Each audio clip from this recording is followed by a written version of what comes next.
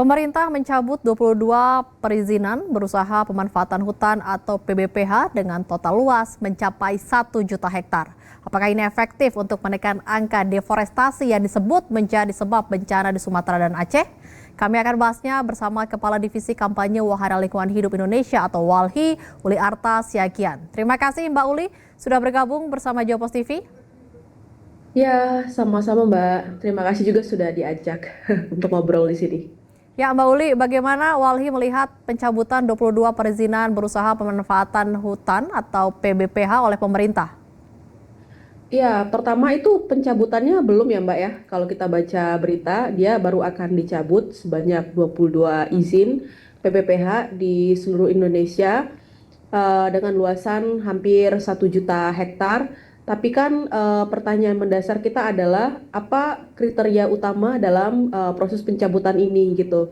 Nah, kalau misalnya kita belajar dari proses pencabutan sebelumnya, dan ini juga disebutkan oleh Menteri Kehutanan bahwa mereka telah mencabut 18 PPPH beberapa bulan yang lalu. Tetapi kita melihat ya proses pencabutan ini, kriteria yang digunakan untuk mencabut izin ini bukan disandarkan pada kriteria keberlanjutan lingkungan, kriteria perlindungan terhadap ekosistem penting dan genting, dan juga kemudian kriteria penyelesaian konflik tenurial yang selama ini terjadi di kawasan hutan gitu. Nah, kalau kita lihat tuh pengalaman sebelum-sebelumnya, kriteria utama dalam proses pencabutan izin ini adalah ketidakaktifan atau ketidakmaksimalan pemegang izin sebelumnya dalam mengelola izin yang sudah diberikan oleh negara melalui izin PBPH gitu. Nah, artinya dimensi utama yang juga masih dipakai dalam proses evaluasi dan pencabutan ini adalah dimensi ekonomi, bukan dalam konteks dimensi ekologi, apalagi kemudian juga itu adalah dimensi recognize hak rakyat sebagai upaya untuk penyelesaian konflik tenurial yang terjadi selama ini. Nah, karena ketidakjelasan itu sesungguhnya kami mempertanyakan gitu ya, kriteria-kriteria utama apa yang dilakukan atau dipakai oleh pengurus negara, dalam hal ini adalah Kementerian Kehutanan dalam proses pencabutan izin. Jangan sampai kemudian pengalaman sebelum-sebelumnya dengan membasiskan kriteria ekonomi atau dimensi ekonomi itu juga tetap dipertahankan dalam proses pencabutan izin yang akan dilakukan oleh Kementerian Kehutanan kali ini. Ya Mbak Uli, kemudian apakah pencabutan ini berarti sudah sejalan atau tidak dengan tuntutan WALHI dan masyarakat selama ini? Ya, sejalan atau tidak, sebenarnya tadi Mbak, jawaban atas pertanyaan kami, kriteria apa yang digunakan. Kalau misalnya kriteria yang digunakan adalah kriteria keberlanjutan ekologis ya, artinya keberlanjutan lingkungan, keterlindungan ekosistem penting dan genting di dalamnya, maka ini sudah sejalan dengan tuntutan yang disampaikan oleh WALHI. Atau kemudian kriterianya adalah hak, recognize hak rakyat atas kawasan hutan gitu ya, atas wilayah adatnya atau atas wilayah kelola rakyatnya yang dimana selama ini diklaim sepihak oleh negara, maka itu juga sudah terkategorisasi sebagai apa yang dituntutkan oleh WALHI. Tetapi kalau kriterianya di luar dari itu, maka kami mempertanyakan sebenarnya proses pencabutan izin ini ditujukan untuk siapa gitu. Itu yang pertama Mbak. Yang kedua, kalau misalnya kita lihat dalam konteks bencana ekologis yang terjadi di 3 provinsi kemarin, Aceh, Sumatera Utara, dan Sumatera Barat, kami mencatat sebenarnya ada 13 perusahaan yang beroperasi secara langsung di wilayah hulu daerah aliran sungai yang kami anggap kontribusinya besar gitu ya dalam banjir yang terjadi beberapa minggu yang lalu.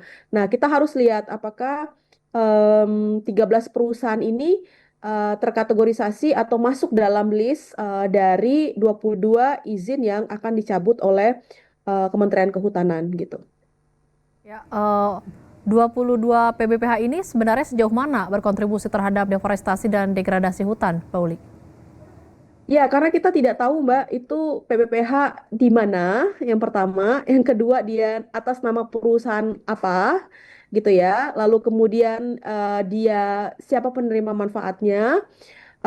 Kita nggak bisa ngejawab nih, Mbak, apakah 22 izin PPPH yang akan dicabut ini adalah izin-izin yang selama ini berkontribusi pada pengerusakan lingkungan, terkhususnya banjir yang terjadi di 3 provinsi gitu. Maka menurut hemat kami menjadi sangat penting sekali bagi Kementerian Kehutanan untuk memperjelas 22 perusahaan yang izin PPPH-nya akan dicabut ini atas nama perusahaan apa, berada di mana, berapa kemudian rincian luasannya gitu ya, dan kemudian siapa penerima manfaat dari izin-izin yang diberikan sebelumnya dan akan dicabut ini gitu. Nah, kalau itu tidak clear, itu tidak terang benderang, itu tidak transparan prosesnya, maka dia tidak akan berkontribusi besar bagi upaya perlindungan lingkungan, pemulihan, dan juga penegakan hukum. Nah, hal penting lainnya, Mbak, yang mau kami highlight adalah pencabutan izin ini tidak serta-merta kemudian juga melepaskan tanggung jawab dari korporasi yang selama ini misalkan mereka berkontribusi pada pengerusakan wilayah ekosistem yang ada di tempat mereka beroperasi. Jadi dicabut izin itu tidak serta-merta menggugurkan tanggung jawab korporasi tersebut. Kalau misalnya selama ini ada dampak-dampak lingkungan yang diakibatkan oleh aktivitas 22 pemegang izin PPPH ini, maka negara punya tugas untuk menagih pertanggungjawaban mereka untuk memulihkan kondisi lingkungan. Itu yang pertama. Yang kedua, kalaupun misalnya 22 izin ini akan dicabut, pertanyaan lanjutannya adalah apa yang kemudian akan segera ditindaklanjutin oleh Kementerian Kehutanan pasca mereka mencabut. Jangan sampai kemudian ketika mereka mencabut izin 22 PPPH ini, kemudian mereka menyerahkan kembali ke entitas lain gitu ya, dalam hal ini adalah korporasi yang dianggap lebih mampu untuk mengelola kondisi itu, mengelola wilayah tersebut. Kalau itu terjadi, maka sebenarnya tidak ada hal yang berguna bagi lingkungan, tidak ada kebermanfaatan bagi rakyat dan ekologis ketika kemudian izin-izin yang dicabut ini hanya dipindah tangankan kepada orang yang dianggap lebih mampu untuk mengelola gitu. Ya. Kemudian apa pesan Walhi kepada pemerintah terkait pembenahan tata kelola perizinan kehutanan ke depan agar deforestasi tak lagi terjadi? Ya, yang pertama pengurus negara harus belajar ya dari bencana ekologis yang terjadi di 3 provinsi ini, bahwa ketika kemudian bencana besar yang terjadi di 3 provinsi ini sebenarnya adalah wajah dari gagalnya tata kelola kawasan hutan kita gitu ya, atau perlindungan terhadap hutan-hutan kita, baik itu di dalam kawasan hutan negara maupun di luar kawasan hutan negara gitu. Nah, kalau kemudian pengurus negara mau belajar dari apa yang telah terjadi ini, harusnya penguatan dalam konteks perlindungan hutan-hutan kita itu menjadi hal yang tidak bisa ditawar lagi. Penegakan hukum harus dimaksimalkan, evaluasi seluruh perizinan yang ada di Indonesia, lalu kemudian penagihan pertanggungjawaban, moratorium permanen gitu ya Mbak. Dan yang terakhir adalah sementara kan sekarang tengah berjalan revisi Undang-Undang Kehutanan. Dan kita tahu bahwa apa yang terjadi di 3 provinsi 2 minggu yang lalu adalah wajah dari gagalnya Undang-Undang Kehutanan kita melindungi hutan-hutan tersisa kita dan kemudian juga menjadikan rakyat sebagai subjek utama dalam perlindungan hutan. Maka menurut kami proses revisi Undang-Undang Kehutanan harusnya tidak lagi dilakukan secara parsial, tetapi sudah harus dilakukan secara menyeluruh.